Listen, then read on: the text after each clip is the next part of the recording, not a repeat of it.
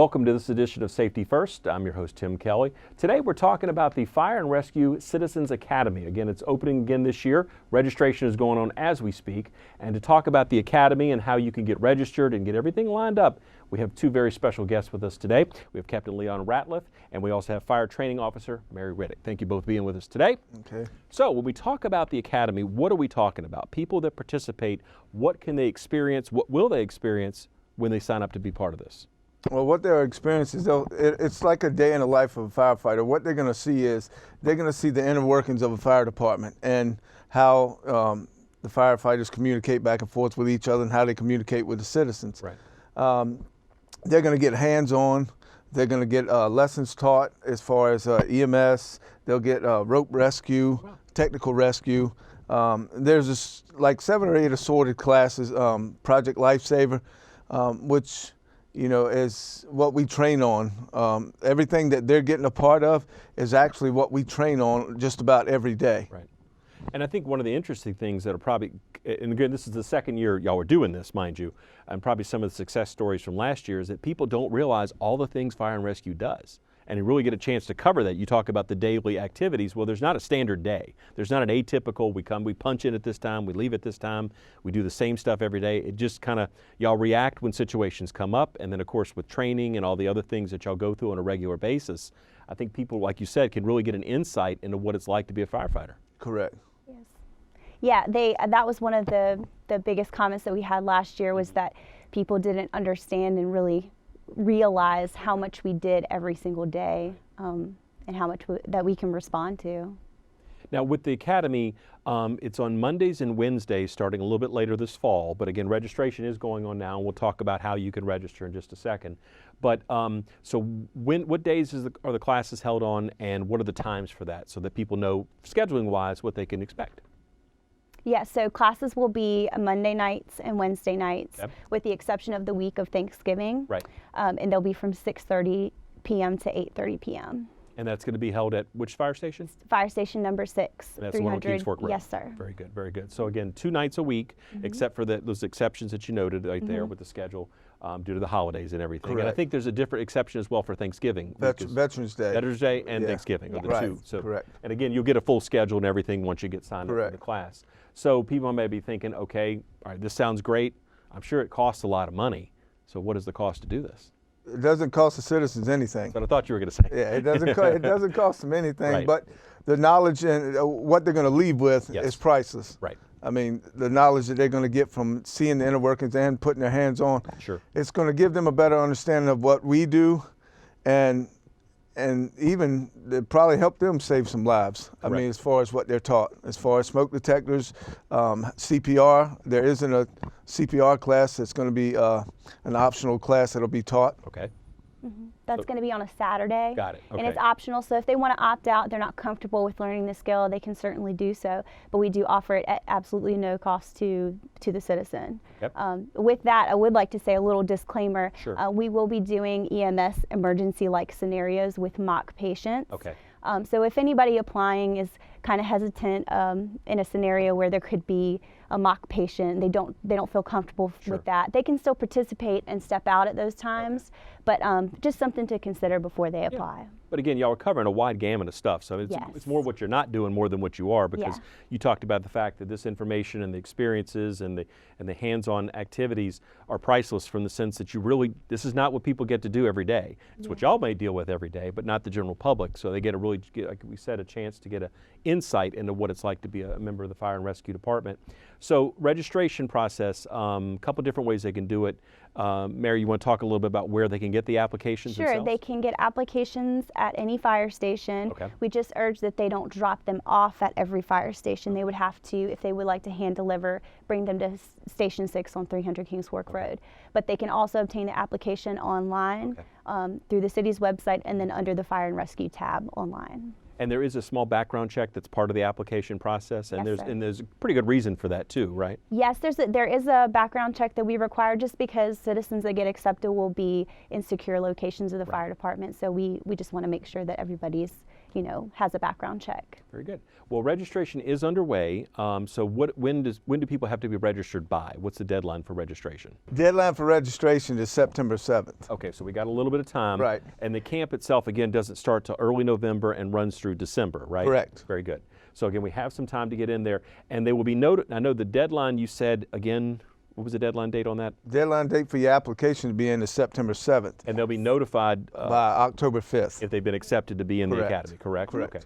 And at the end of the academy, there's a graduation too. There So we can is. talk about that. So Yeah. nice little way to kind of commemorate the experience. Yes, sir. We have a graduation for all of the Citizens Academy attendees, and it's really nice. They get to invite their family and be recognized in Yes. front of the fire department, and some of the department heads attend as well. It's very nice. Now, for the two of you individually, what part will you play in the academy? We're seeing you today, obviously. Mm-hmm. Will the participants also get a chance to meet the two of you during the course of the academy? Absolutely. I'll be overseeing the operations. Gotcha. And Mary's more involved with the academy, Mm-hmm. which I show up, I'll stay late with them sometimes, but she's going to be, the vast majority of time will be spent with her, Okay. will be spent at the academy. Very good. So, based on your experiences, the two of you to whatever level last year, what did y'all learn from that as far as working with the citizens that participated? I'm sure it was a chance. It was the first time out of the gate last year. Now you learned some lessons and got everything formed up. What are y'all's experiences as far as working with the academy and thoughts about it itself? I think it's very, very valuable because these are citizens of Suffolk, and they know the city, Right. and they know their neighborhoods, and they have a lot to offer if we just reach out to them. And it's like putting our heads together and seeing that they're very valuable to the community if they have the right tools. And so we can give them that with the CPR certification, or just a little bit of common knowledge about how the fire department operates. It's been really fun. And what's the important thing about getting people to participate? Because I know it sort of puts faces and names on y'all's part with people that are in the community, so that way they don't just think of the fire department as this big institution. It's men and women who are out there doing their jobs, certainly trying to keep our city safe, making sure that education component, which we've talked a lot about Right. today, is out there with people, because if they could do the first step on some things, it might really save a life or prevent something from going from what might be a small fire to a bigger fire if they can do certain things based on y'all's instruction. Granted, you're not making them firefighters necessarily, because there's a lot of training involved with that, but more from just those little things that people can do. But that type of experience, we've talked about it already, but is really, I guess, the important thing that people can get out of this, and just to know a little bit more about what's going on in your community too, right? Right. Exactly. Yep.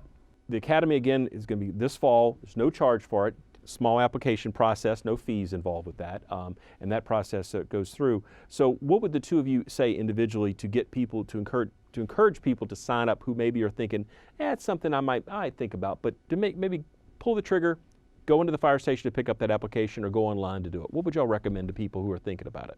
Well, I would recommend it highly to those people who are interested in coming. Plus, you may have people that sign up that want to be firefighters, and they actually get to see what goes on and whether they would want to be a firefighter or not. But to have the citizens involved with what's going on with the academy would greatly enhance the knowledge that they get from us and what we get from them. Because our job in the fire department is this: we provide 100% service for everybody, no matter what your background is, where you're from. You're going to get 100% from our fire department. And for them to see us, how we work inside and how we get along with each other, would be an asset for them as well as us, because we understand. And Mary will tell you that we got a lot of feedback from that from last year's Citizens Academy, and it was good, and it was stuff that we took to heart. That, hey, we need to do more hands-on. People want to do more hands-on. They want to be more involved. And you're right; they're not going to get a certificate saying they're a firefighter, but however, they can help us, take care of a situation before it gets worse. Well, it helps us out a lot. Sure. Yeah, I agree. I think it's very important for people to come out just so they can understand how we operate and the things that we do. But like he said, it's really good if you're of any age and you're interested in a career with the fire service. You could get an overview of what we do, and specifically our department, without really that commitment of applying and taking the test. Right. It's sort of like gauging to see if you really are interested in this career field. which is the most amazing job in the world, by the way. But I really enjoyed it because I learned so much from the citizens that I didn't even realize they brought to the table, and I think it was mutual. And I think both parties the citizens and the members of the department can learn things, like you said, from each other, because of the fact that you don't understand maybe all the time what the public perception might be. And maybe it's an incorrect thing that y'all are able to kind of, no, this is how it works, this is what we do, or whatever, or this is what the situation means we need to respond with. And it helps them get a better understanding of kind of how the process works. So it kind of definitely a two-way street in that respect. We didn't mention, but is there an age range, either on the lower or the upper end? 18 years old or older. All the way up. Okay. Right. Very good. Very good. So again, registration going on right now. You can go online or visit any of the Fire and Rescue Department locations to pick up the application. But as Mary said, if you're going to actually turn it in, it needs to go to Station 6, Yes, sir. which of course is where headquarters is, located on Kings Fork Road. We'll have that actual street address up on the screen a couple times to let people know what's going on. Anything else y'all want to add before we close out? Now I'm just looking forward to having this thing start up again and trying to, if you're thinking about coming, please come. It will be well worth you coming, and we're ready for you. Mary, anything to add? Same. We're just excited for it, and we hope to see all of your faces there. Very good. All right, looking forward to it. Well, Captain Ratliff, Mary, thank you both for being with us today to you. talk about this. Again, the second annual Suffolk Fire and Rescue Citizen Academy coming up. Registration going on now. Be sure to check it out. If you haven't participated before, now is definitely a good time to do so. Again, thanks again for being with us today. That do it for this edition of Safety First. I'm your host, Tim Kelly. We'll see you next time.